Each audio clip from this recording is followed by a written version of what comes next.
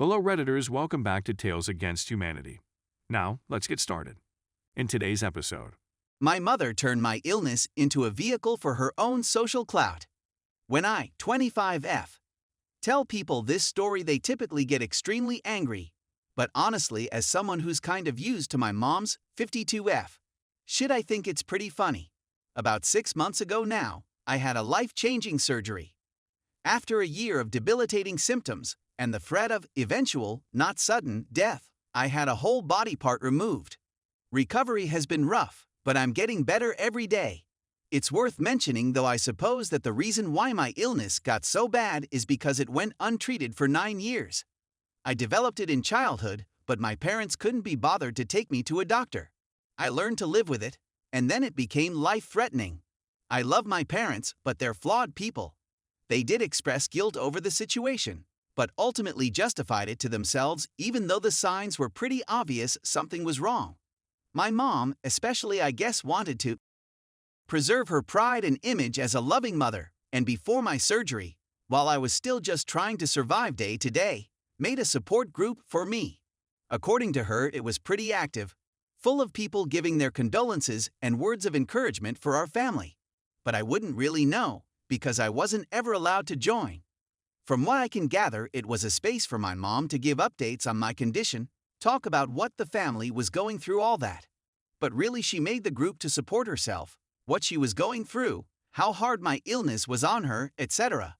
For context, I don't even live with her. I didn't even want her visiting me in the hospital and lied to her about how many visitors I was allowed to have to stop her. She tried to step over the visitor I did want there, and I had to have the hospital keep away anyone who wasn't my chosen visitor to stop her. I did send her a picture of me, looking god-awful, giving the thumbs up when I was right out of surgery while I was high on painkillers, and that was a mistake. That photo made it to that support group without my permission. So, like, God knows what else was posted there. Again, I was never even allowed to see it, so my mother has always been self-centered. This isn't the first time she's used me as a prop for her own social clout. I'm very used to it, and getting better at practicing my boundaries with her. But I made an oopsies this time, clearly. Edit. Untreated for 14 years, not 9. I don't math good. Edit 2. I know you all mean well, but friendly reminder that suggesting no contact with a shitty parent isn't a cure-all. I'm 25. Don't think it hasn't been suggested to me since I moved out at 18, all right. I have my reasons for deciding to stay in contact with my parents. I did a boo-boo and gave my mom way too much info on my condition while I was sick, but that's my fault. Story 2. Entitled Mother Tries to Let Her Crotch Goblins Take My Buttons. This one happened on Saturday and I'm still pissed. But first, for people who don't know my stories where I've mentioned my bag, some backstory. I collect buttons/enamel pins for my backpack. Mostly the classic Spencer pins like, well, F***CK, and stuff like that, but also special pins like Boba Fett, which is a boba glass with Fett's helmet on top. Ah, the classic puns. Anyways, my bag is covered with them and I cherish them all.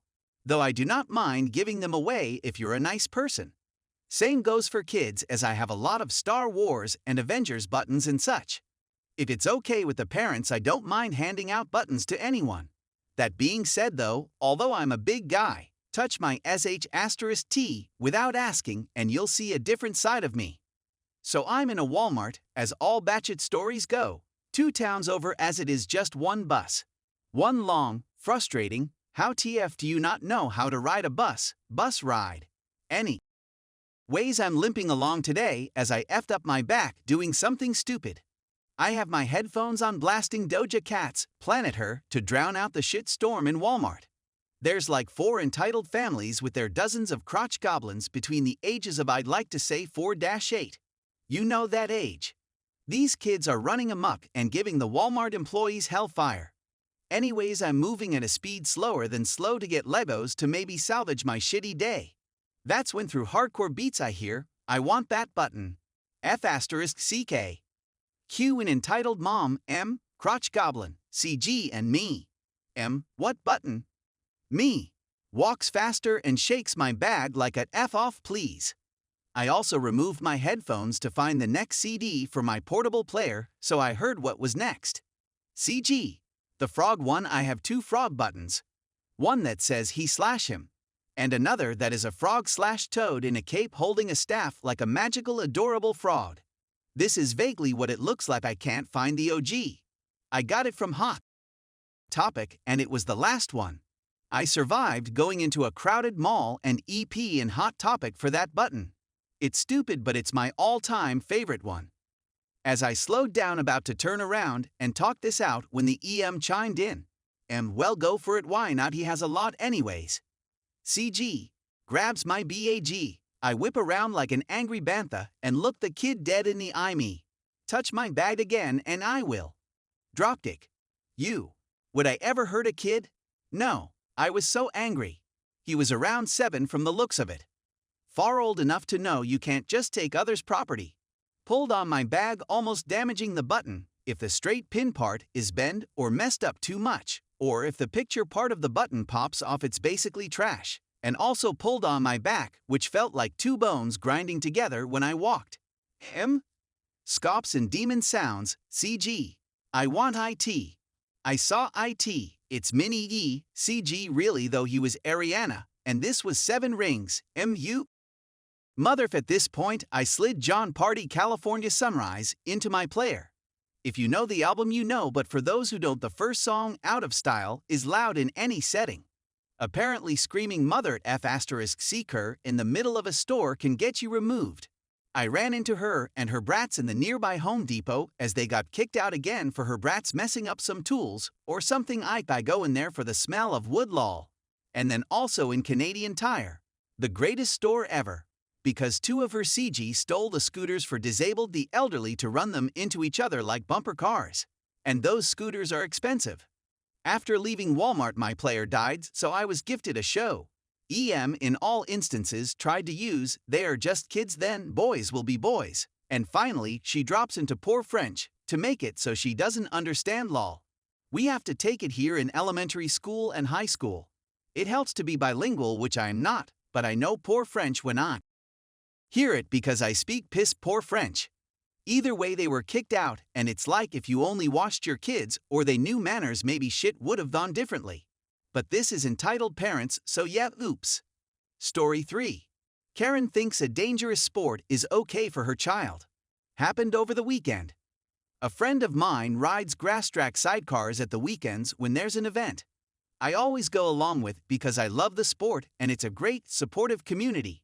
Just a little background for anyone who doesn't know, grass track sidecars are raced in open fields, have no brakes, and when I say no brakes, I mean no brakes. Use either 500cc or 1000cc engines, weigh 80 plus kg, hit around 50-70 mph, and if these things hit a rut and go flying, you're in for a bad time. Definitely need big metaphorical balls to do this because it's not a sport for normal people.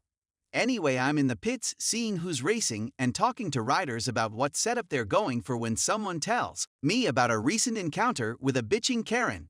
Before racing starts, spectators walk around the pits. Karen, my son wants to ride. Rider, sorry, he can't. Why not? For many reasons. The main one being motorsport is dangerous, and your boy looks only 5K. He's 6, and he's done this before. Yeah, right. He has.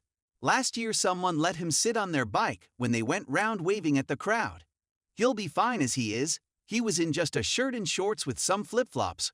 The parade lap and going at racing speed are 2 totally different things.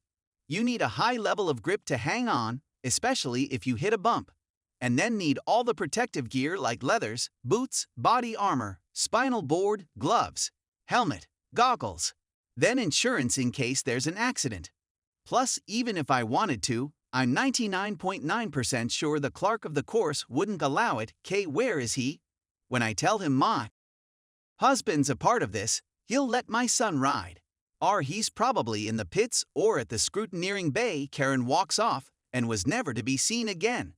Why would anyone be okay with their 6-year-old do a dangerous activity in just a shirt and shorts where injuries and potential death is a major risk? Thankfully, serious injury is low and death is very low. Thankfully only happened once in my 33 years as far as I know, but it's something that will happen even if you make it as safe as possible. Probably the worst crash I saw was at the 1999 British Masters. If anyone's interested, get on YouTube and search 1999 British Masters Grass Track, Part 2, then go to 24 minutes into the video. No one died, just an extremely bruised groin and I think a couple of broken bones.